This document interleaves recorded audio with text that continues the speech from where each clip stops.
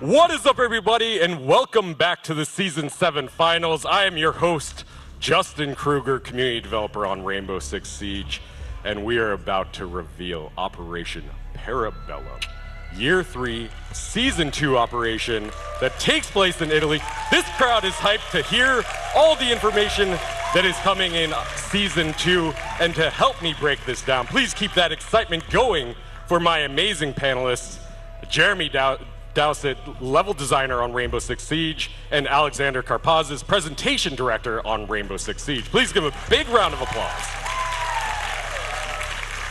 Jeremy, how's it going, man? I'm doing pretty good, buddy. How are you? Doing great. You enjoying yourself at the finals? I'm loving it. It's tense. And this is the first time on a panel, as well as Alex. It's your first time too. Alex, how are you? I'm loving it. It's amazing. Yesterday, today, the matches are incredible. The matches are incredible. This crowd has been incredible. We love you guys. Yes, we love you so much, and thank you to everybody tuning in on Twitch, YouTube, Mixer, across the board on all the streaming channels for Operation Parabellum. We're really excited to get into Operation Parabellum. Of course, coming with Operation Parabellum, we have 2 new defending operators and a new map villa. And let's start off with that new map villa. Jeremy, let's break it down. How would you describe Villa for the people? Villa is the kind of place you'd want to go on vacation if you're in Italy. It's a beautiful, massive villa, vineyards, beautiful vistas. It's lovely. It's picturesque. It's exactly what you would think a villa in the countryside of Italy would look like. Exactly. It's just really pretty. The art team did a really great job, but as per usual with anything that's rainbow, there's a darker side to it. The family has been forging and selling art, and Alibi was there undercover a long time ago, and Rainbow's coming in to put a stop to it. As always, there's a beautiful side. This map looks gorgeous, but there is chaos and destruction and a lot of things going on this map. How does it play? The map plays really well balanced. When I went through and started designing this map, it was made to go ranked and to go pro straight away. So there was a lot of focus on navigation and flow and viability of the bomb sites. And it is one of the most competitive maps. You built it this way. You worked on this from the ground up. Yes. Where did you start when designing this map? I started with a pen and paper in 2D. I'd just go and look at the silhouette of the building and how it's going to look overall in just the world. And then I go through and start mocking out where I want to put corridors, rooms, and the flow from outside to inside. And I go through and I start mocking it up bit by bit, just on paper. And then I rough in the bomb sites, think about it, do a few iterations, and I go straight through and I just start building it, and then we start playing it straight away. Right, so you start off with old school pen and paper. That's really old school, Jeremy. Yeah, I'm an old man, what do you want?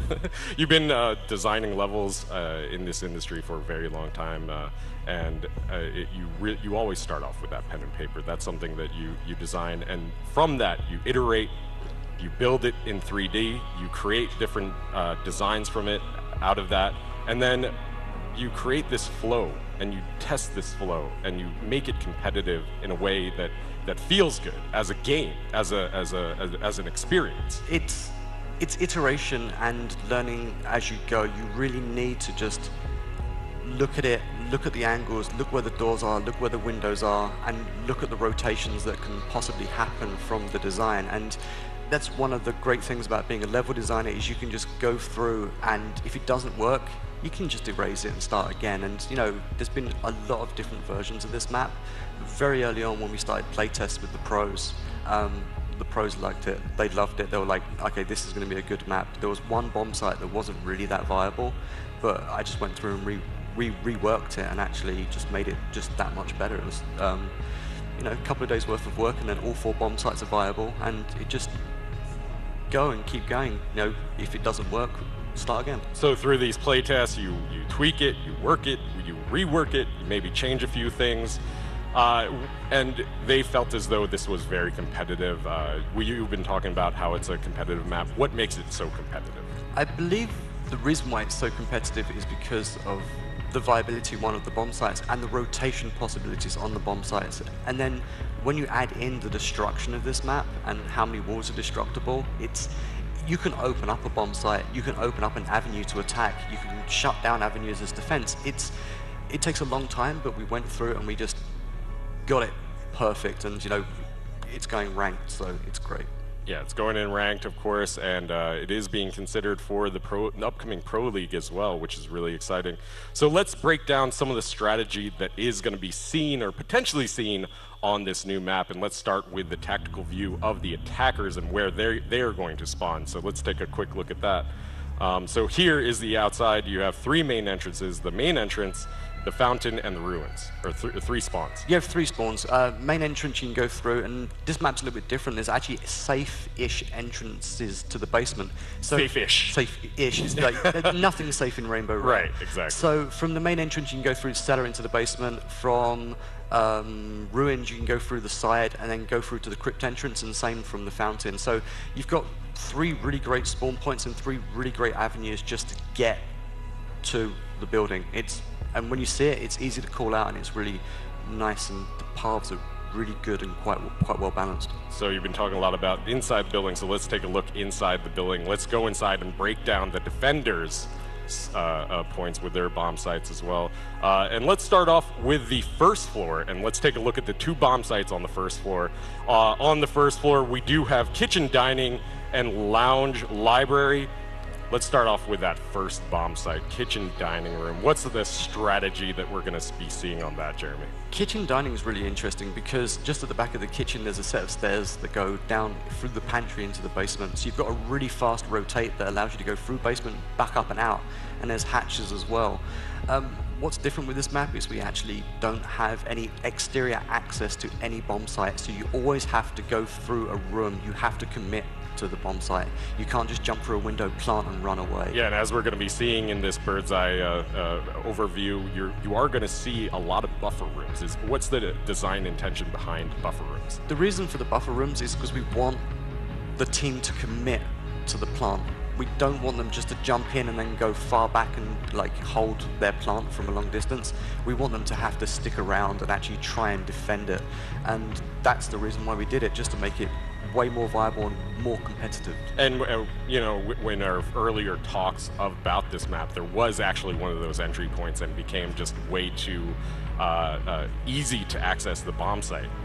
But you guys changed that. Oh no, we flat out changed it. Kitchen dining, it was a little bit too easy to get into the bomb site from the fountain, so we changed it, added a few different paths and a few more destructible walls, and just locked it down to make it way more viable than it actually was at that time. But that's the beauty. That's the beauty of having the pros come in and actually have their feedback, and even high-ranked players come in and play. Cool. So let's stay on the first floor here and take a look at the second bomb site, which is Lounge Library. Tell us a little bit about Lounge Library, Jeremy. Lounge Library is super interesting, and as you see in that info, in the lounge there's this little nook that you think is the best place to go and hide. A little nook and cranny? Little nook and cranny. But just behind if you don't reinforce the walls behind that nook, then you're just completely open for like someone shooting through the wall. You have to remember that between the first floor and second floor, it's completely line of sight. Everything's destructible apart from the top of the stairs, so it's really easy to defend and attack a bomb site from above if you really want to. So, and that line of sight floor is really going to become crucial for defending these or even attacking these, because you can put pressure on the defenders from that site, as we've seen a lot on a map like Border that does have one of those line of sight floors. We saw that a lot this weekend, where people are pushing through that or even defending through that as well. It's one of the great things to see the strategies that come out when the maps are actually released, and the same thing when this comes out on the test server on Tuesday. I'm going to be really interested, and I'll be watching how people play it, and that line of sight floor is going to be key, especially if you're attacking these bomb sites. Absolutely key. So that is a look at the first floor. Let's take a look at the second floor, and the 2 bomb sites that we have there are Aviator, Games, and Trophy Room, and Statue Room. Jeremy, let's break down this first bomb site here, which is the Aviator Room and the Games Room. The Games Room and Aviator Room is really fun. The bomb sites are actually adjacent just through a breakable wall, but there's also a rotation path through a vault where you see the hammer on the wall. Oh, that's where we see the Sledge's hammer in the beautiful case that you might have seen in the teasers or something like that. It's up on the wall. The art guys love to just put stuff in the map. There's a lot of Easter eggs I've noticed in this map. There is a number of Easter eggs. It'd be interesting to see how long it takes the community to find them all, actually. But what's really interesting is the bomb sites are adjacent to each other with a breakable wall, and there's really fast rotates, and you're in close proximity to red stairs, and you're also in close proximity to the main stairs from the main entrance. So the opportunity for rotations on all of the bomb sites is brilliant. And that's one of the main key aspects of this map is the rotations that are going to be really crucial. It brings in a lot of strategy as well. It's going to be key for teams is communication and how they're going to rotate on and off of the sites. Even when you're attacking, how you're going to rotate. And there's so many viable options for rotations on this map, it's kind of mind-boggling. And as we're seeing here, there's a lot of destructibility too. Yeah, with the new auto shotgun, you can just take walls out. It's like you can just open up flank paths and just destroy. Italy gets destroyed on a daily basis when we're playing it, and it's really always interesting. And again, when I start building the map, I start with all of the walls being destroyable, and then I start taking them out to balance the sites and to balance the flow. That's really interesting. And now you mentioned rotation, and let's take a look at the second bomb site on the second floor, which is trophy and statue. There's a really key part of this bomb site that I'll allow you to talk about. Yeah, this one's really interesting. It's actually my favorite bomb site. It's because the bombs are across an alcove, across the red corridor. So basically, you can fight across the alcove, which is really interesting. You're super close to the astronomy room, which allows you to get downstairs to the main red corridor again.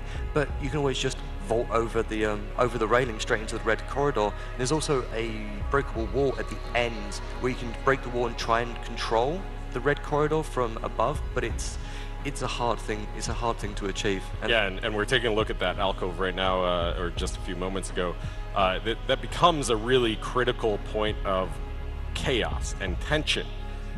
But it also allows for strategy with the rotation as well. Even if you have a bomb site on the first floor, or maybe even especially if you have a bomb site on that first floor, and you're defending or attacking from that second floor, that's a quick way down to push the site. It's super fast and it's quick for anyone to get through and rotate. Obviously, in the bedroom there's a hatch you can blow as well.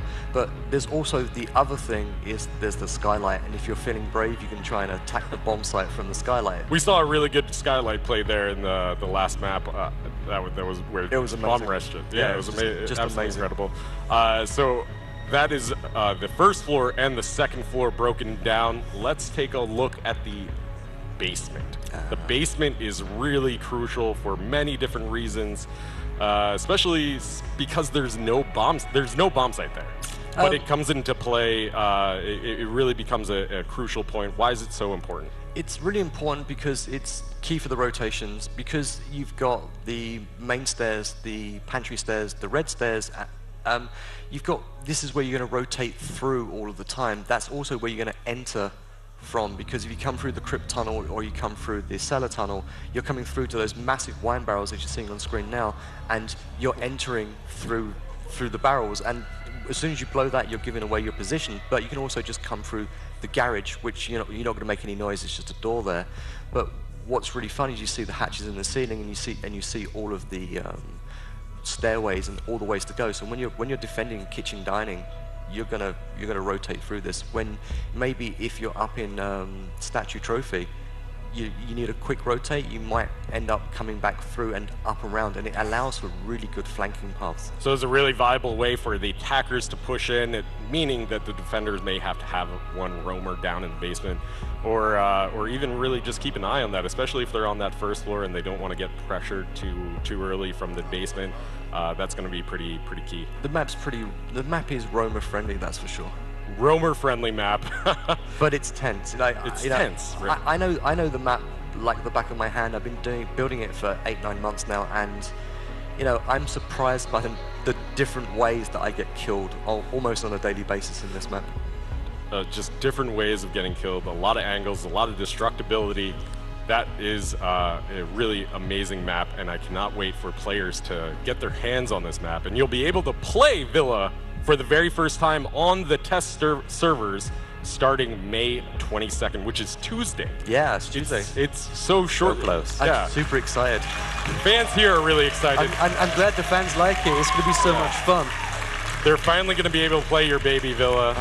It's released into the wild. Now I get nervous because I don't know, you know, the Rainbow community is great and it's very polarizing. They're either going to love it or hate it. I always say it's like Marmite, you know, you love or hate it.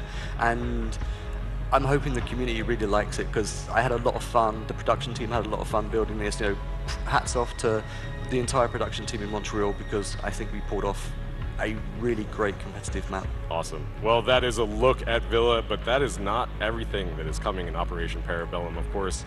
We also have our 2 new operators, Maestro and Alibi. They are defense operators. The crowd here is hyped to take a look at them for the very first time.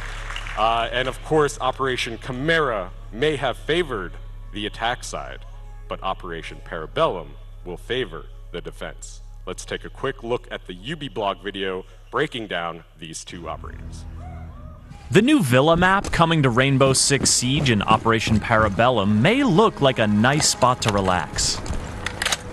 But attackers will need to be on high alert to deal with the devious gadgets that the 2 new defending operators from the Italian CTU are putting into play.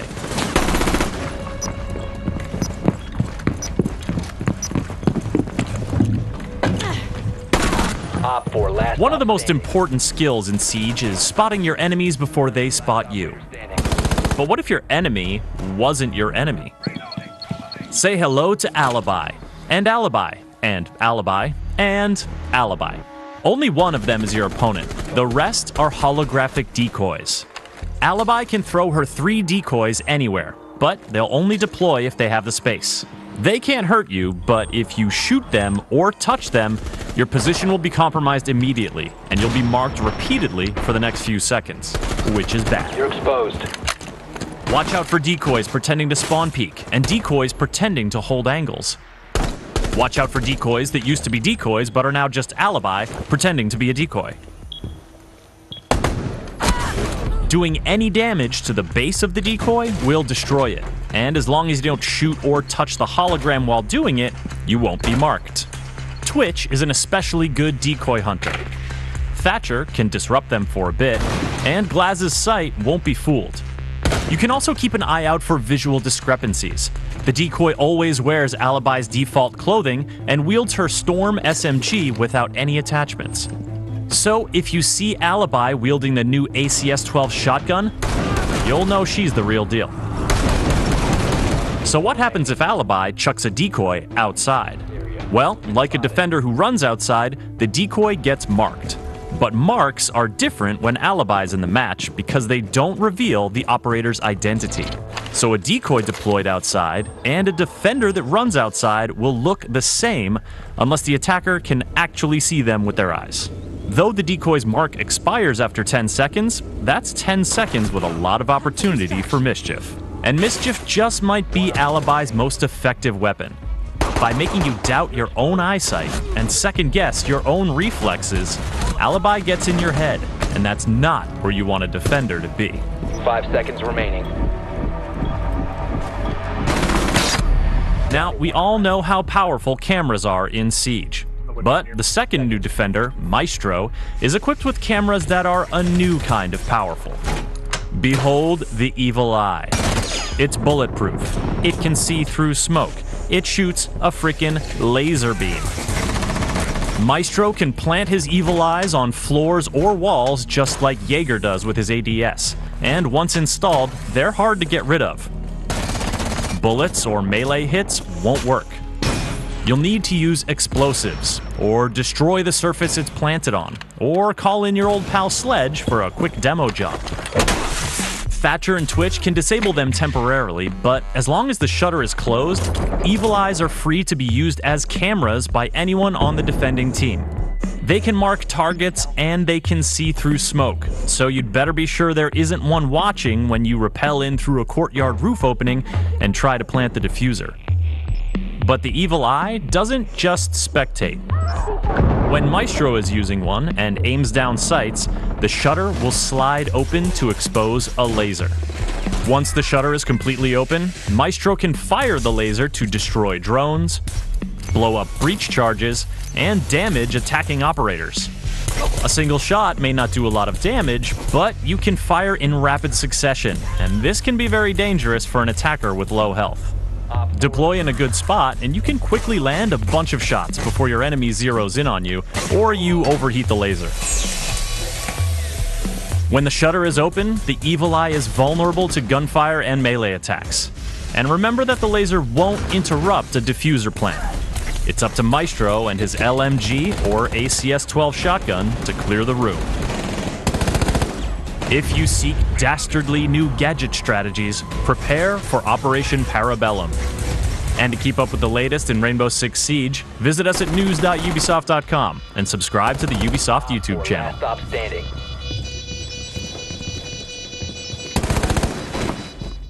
Thank you to Chris Waters for breaking down those operators and giving us a brief glimpse at the upcoming Operation Parabellum. Alex, I'd like to bring you in now.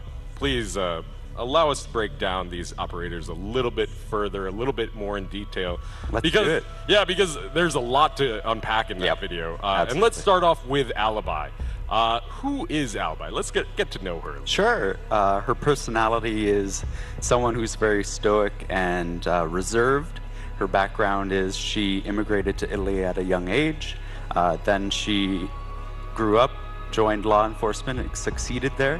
She joined GIS and actually went undercover in operations for them. And that's really where she kind of learns her tricks of the trade, deception, manipulation, the mind games, and that translates right to the gameplay. Yeah, and speaking of her gameplay, she has comes equipped with an amazing gadget. Yes. This is one of the most unique gadgets I've ever seen in Rainbow Six Siege, this holographic image of herself. How does she play? Yeah, so she is a trickster, and she's a bit of a hybrid character where she roams, she places, they're called prismas. She gets 3 of these decoys to plant around, and then it's all about counterintelligence. Pretending where you are when you're not actually there, or misleading the enemy team into thinking you're in many places at once. And as we saw with Maestro, he is a true form of intelligence gathering. That's right. But Alibi kind of falls in this middle ground where she's not technically a trap operator, but she's not technically an intel operator, but she has these counter intel abilities. Yeah, there's a duality to that. And also she can receive intel if you happen to shoot her decoy or drone through the decoy. Or even throw it outside and to pretend to be your decoy, Exactly. as we saw in that. I mean, those are really interesting strategies that we've seen in your playtest while designing this operator. What did you feel what was the vision behind it? It was really about making the team second guess what you're doing at any given time. So we actually found that her decoy is hugely successful with beginner players and even expert players. Yeah, and so that psychology, let's break that down a little bit further, because I think that's really important that we discuss that psychology a little bit. From the day one of Siege, we are taught to aim for the head, shoot, and have really lightning fast reactions, especially on a pro scene stage like this. Now we're asking players to change that a little bit, or maybe not change it, but second guess themselves. And that's what's great about her. She introduces this kind of hesitation or doubt, and that means that Alibi can capitalize on that. Capitalize on it and create different strategies like we're seeing here, where it was, we have that House of Mirrors strategy, which is just so much fun, where you can deploy all 3 alibis and kind of just like mess around with have fun with that. It's attackers. Really annoying for an attacker to kind of pin down the right alibi. What do you think is the best strategy you've seen with Alibi? The House of Mirrors one is really great. There's also ways to synergize with her. So you plant a shield in front of her gadget to protect the base. Maybe people have to jump through to disable it, and they fall into a frost trap, or there's a Capcan trap. There's a lot of ways to synergize with the defense. So while she may not be a true trap operator, she has a lot of synergies with trap operators, and she has a lot of synergies with the whole team in general, because she does have that unique passive when she deploys a gadget outside of the defender's boundaries. That's right. Actually, the passive is shared to the entire team, so anybody who runs outside of a map location won't be immediately identified. So you can pretend to be Alibi or actually throw her gadget out there, and it'll be an unidentified operator. Yeah, so really making the defense have an opportunity to be aggressive. Super aggressive. Yeah. I mean, we may see plays where we haven't seen them before. We may see strategies with the outside and the out-of-bounds areas becoming these more crucial areas. That's what I'm hoping for. Absolutely. Cool, so that is a quick look at Alibi, and as we see in these videos, she comes equipped with a crazy loadout, Alex. Yep. Please tell us a little bit about her loadout, because you know, she is a roamer at heart as well. So break down the loadout for us.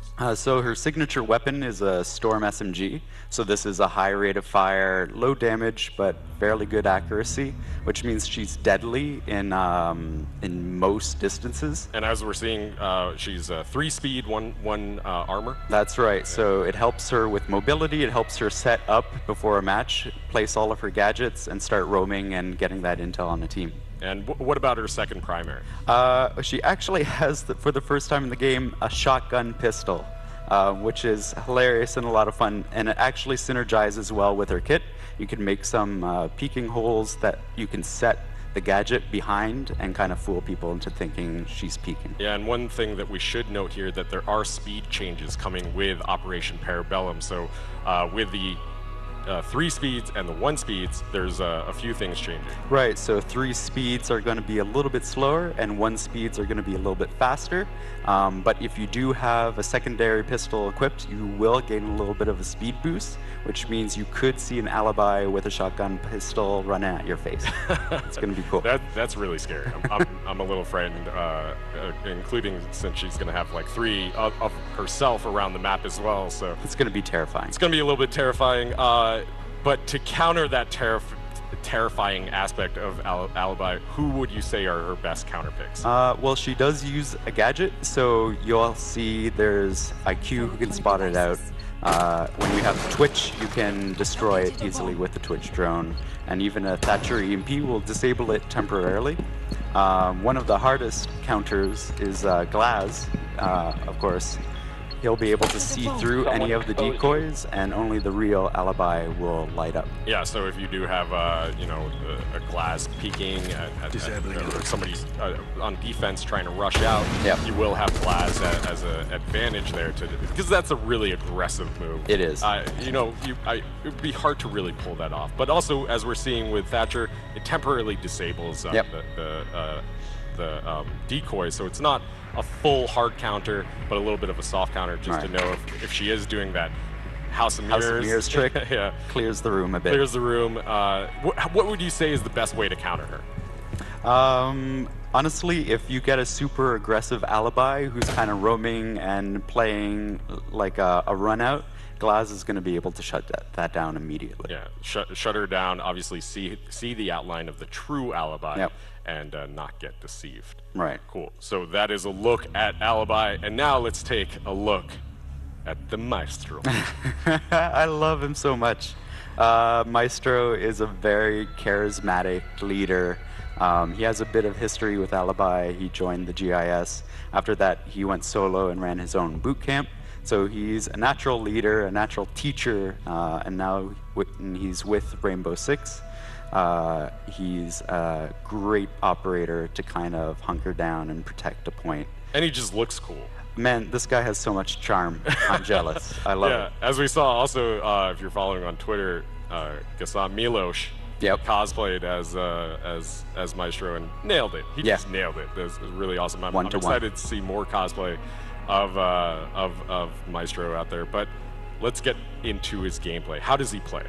Yeah, so his gadget is the Evil Eye, and he gets 2 of these. So these are turrets that he can place around the map.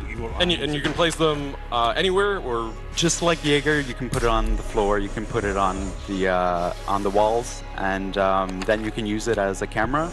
It can see through smoke, and it is bulletproof, But when you open up the visor, you can actually shoot some lasers. Shoot some lasers, and those lasers only deal about 5 damage per shot. It's right? low damage, and even though it's continuous, you can overheat it, so you can't just hold down and wait. So there is a little bit of a balance to it. Exactly, and when you're shooting the laser, it means that you can actually be destroyed by bullets. Right. So it's a little bit of a high risk, high reward there. If you are trying to stop that bomb plan or trying to just harass people, or just shoot people in the butt like I do with Twitch, that is a possibility. Yes, it is. Absolutely. So he's sort of defined as a true anchor. What makes him an anchor? Well, he gives a lot of intel on a plant site. So you want to be able to position both your cameras on both plant sites, or at least destroy enough so you get that vision and you can start giving that intel to your team. And he has a few similarities to like an Echo, for example. He has that stopping power. He has that intel. Would you say he plays like an Echo, like a Smoke, or? He's actually in that same family of being able to stall. So if you see a plant going down, essentially, if an attacker walks into a room and sees the camera, they're going to have to take care of it. Otherwise, you know that Maestro's feeding information about what you're doing. Feeding information, potentially even stopping that plant. I think I've even seen some strategies where people will have 2 Maestro cameras set up and they'll just hop back and forth between them. You can be so annoying with that, it's great. So annoying. So he's even also can even fall into a harasser category as well. Exactly, yeah. In a similar way that Twitch can kind of do a variety of things, Maestro is going to be really crucial in various aspects. Yeah, he has a lot of utility. Yeah, especially if they are kind of pushing from the top side or defending from the top side on Villa as well. They can have a Maestro set up in the second floor or even in the basement. Just keep an eye on things. Cool. Maestro actually plays really well in Villa. He plays really well in a lot of maps actually. Like I played with him an awful lot, and I played with Alibi an awful lot. But Maestro, in Maestro plus Villa, it's fun. That's a fun time. Plus the Italians are equipped with these just explosive power and brute force to destroy this entire this entire beautiful villa that you worked so hard on. It's a real shame, but I don't design for operators because you don't want anything to be OP. So the first time I was actually playing and I heard that auto shotgun, I was really wondering what it was. I'm like, what is this? And I was busy building the map and this wall just disappeared in front of me. I'm like, oh, okay. This is... Oh, that is Maestro. Yeah, this is real now. Yeah, and speaking of that auto shotgun, let's take a look at his loadout really quick here. Yeah. After we're cut back from this gameplay, but his loadout is pretty interesting. It is. He has a lot of utility and can be built different ways. He is a 3 armor, 1 speed, so he's pretty beefy. So he's a thick boy. He is. And another thick boy in Rainbow Six. We've given him a lot of tools to play around with that. So, like you said, he's really about brute force when it comes to his loadout. He has an LMG, and because he is a 1 speed, you can put an ACOG on that if you want. I can hear a reaction coming from the crowd here. I can't wait to see it. That's going to be really interesting, especially he is, the 1 speeds are getting a little bit of that speed boost, so they're not as handicapped as they were before. Right. With that ACOG, we may see a few spawn peaks or it could be runouts. It could be, but then again, you want to have your Maestro alive for as long as possible to anchor down. So right, he doesn't have a really great passive. Yeah. Because while the cameras are useful, they can be useful, the true utility of it comes with the laser. Exactly. So if he runs out and dies, then you're kind of defeating the purpose of having Maestro on the team. Right. And as we see with Pick and Ban being introduced into the Pro League, that's going to be way more crucial in the future. Absolutely. Yeah. On the flip side, his other primary is that full auto shotgun we've been seeing a lot, and it can delete walls and floors. It's pretty crazy, and that also works really well, giving him a lot of line of sights with his cameras. Line of sights with his cameras, just opening up walls, being able to create the environment that Maestro wants to live in. He thrives in. Yeah, exactly. He's the kind of guy that's just like, I don't like this wall. Goodbye. It's gone. Yep. I can see that, yeah. It's gone. It's just gone. Sorry, Jeremy just cries a tear every time Maestro deletes a wall. There's so much destruction in Italy, and as soon as he turns up, everything just goes away. But it's good fun. And he also has that revolver shotgun, too. So you can just create more hulls. Yep. Just 2 shotguns. Let's go. Yeah, It'll be fun. absolutely. So that's really awesome. I'm really excited to see Maestro in action. But who would you say are his counter picks? Again, it is a gadget, so you'll see the same kind of counters as you will with Alibi. You have IQ who can spot them out.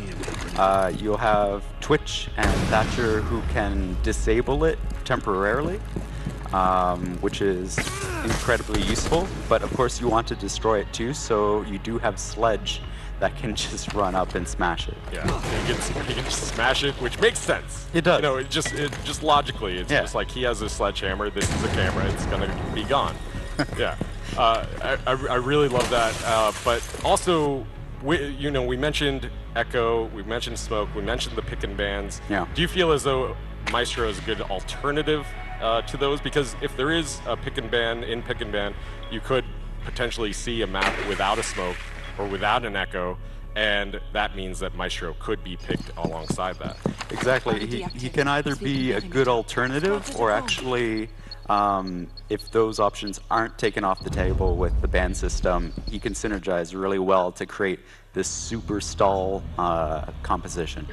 Yeah, and there's also one that we haven't touched on too, which is Dokkaebi. Dokkaebi, yes. She can pop into the camera. She can't use the laser, but she can use his cameras. She can use his cameras, Yeah. which is, man, that is really exciting. It is. That is really exciting. Great. So that is a look at Maestro and Alibi and Villa.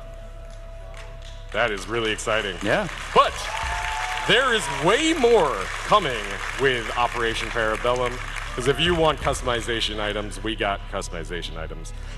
We have 2 BDUs that are arriving with Operation Parabellum, one for Alibi and one for Maestro. These are head-to-toe customizations that do come with the year pass.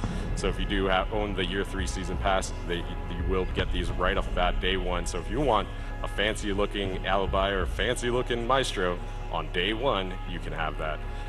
Additionally, drum roll please, we have a new elite to show off that I don't think has been leaked yet. Don't think so. That elite is the Thatcher elite. That's right. This elite skin comes equipped with a MVP victory animation winning screen. Comes equipped, obviously, with a weapon skin, a charm, and a Thatcher face reveal. A good-looking face reveal. A good-looking face love reveal. that He's a face. good-looking man. He's a nice. He's like a rugged, I'm gonna mess shit up guy. Yeah, that is a really cool look at Thatcher's elite skin. I can't wait for that. I'm like, this is awesome. You know, it's so often in Siege that our operators are behind a smoke mask or some other kind of mask, and we don't get to see their face. Their lovely faces. And Thatcher looks pretty cool.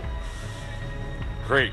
So we do have a ton more coming with Operation Parabellum that will be arriving on May 22nd on the test servers. You do not want to miss out on some of this stuff that we're about to cover as well. Let's break down some of the new features that are coming in. Let's start off with the new secondary gadget, the bulletproof camera. Yeah. This camera obviously comes equipped on 6 defensive operators and was in one of our test servers before. It kind of looks a little bit like Maestro's camera, but you can't move when you're in it. How else does it differ? It can see through smoke like his camera can, but it can be destroyed in a number of different ways. It can be shot from the side, and it can be meleeed as well. So there's a couple of different options you can do to take it out. A couple of different options. Obviously, it is a gadget, so those gadget destroying abilities do counter it as well. But a really interesting secondary gadget that's coming to 6 operators. So that will be really interesting to see, how that changes a few different things. Alongside of that, since we have a new secondary camera, we have a new primary camera with a unique gadget, we had to introduce a new observation tool as well. And Echo also is getting a second Echo drone with Operation Parabellum. Yep. There are a lot of cameras now. So many cameras. How did we resolve that issue? So we updated the observation tool so that you can jump between a lot of different gadgets and the gadget families that they are belonging to. So this should make it really easy to jump between all of your team's different gadgets. So this may on the surface look like a quality of life change because you can cycle through the gadgets, you can have an easier pathway of rotating through those. But it's really a fundamental introduction. It was absolutely necessary to do the change to Echo and to bring Maestro to life. Bring Maestro to life, bring Echo's buff to life exactly. as well. Another change that you may notice in Operation Parabellum is the counter diffuser device is changing. So this is a new animation that we're introducing. Why are we doing this animation? Mainly because it's a little bit silly that you're smacking a box to end it. So this is just something that kind of fits the world a lot better. Yeah, this was on the test server, so it's going to be a really nice change coming in Operation Parabellum. Also coming in Operation Parabellum, we have the Discovery playlist. The Discovery playlist is a special customized playlist that allows you to play Villa, and only Villa, in casual. For 4 weeks at the start of the season, you will be able to play Villa and only Villa, so you don't have to play. Did you hear that guy? Yeah, he screamed. He screamed really loudly there. That's really great to hear the enthusiasm for this new change. Jeremy, you got to be thrilled to just play your map. I'm absolutely thrilled that people can not just go in and play it, and rather than play 10 rounds of house and get through, they can just go through, jump casual, and just practice. Just go practice and learn the map. There's a lot to learn, so I'm stoked that we have this playlist now. Yeah, it's really cool. I can't wait because I know that's been one of the biggest feedback. Whenever we do launch the season, they're like, oh, I got to play these maps and these maps and these maps just to play one round of the new map, and now you can just jump right into it, and that is going to be available for 4 weeks at the start of the season, and will be available on the test server as well. So keep an eye out on for that. The final change, well, not the final change. We have a ton of more changes that we can't cover in this panel, and patch notes will be online on rainbow6.com on Tuesday, May 22nd. But one of the final changes that we're going to be discussing today is one that we announced at the Six Invitational, which is the map buff for Clubhouse. I know people really love this. Jeremy, the significance of map buffs are huge. Map knowledge in Rainbow Six is huge. So yeah. What is the reasoning behind these changes? Basically to bring it up to date, to make it more current, to make it more competitive. Wow, they really like this. To make it look better and to play better is why we do the map buffs.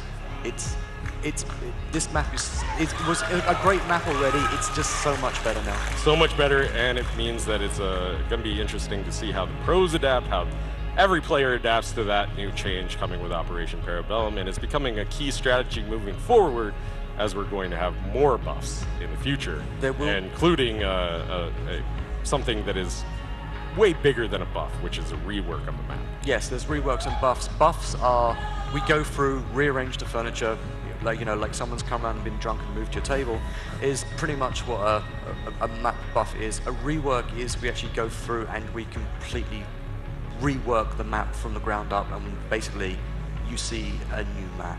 New map. If you want more information on all of the things that we talked about right now in this panel, head to rainbow6.com and check out some of the dev blogs that we posted about all of these changes and more. Once again, that is a look at Operation Parabellum. Please give a big round of applause to Alex and Jeremy for running us through it. Operation Parabellum will be available on the test servers starting May 22nd.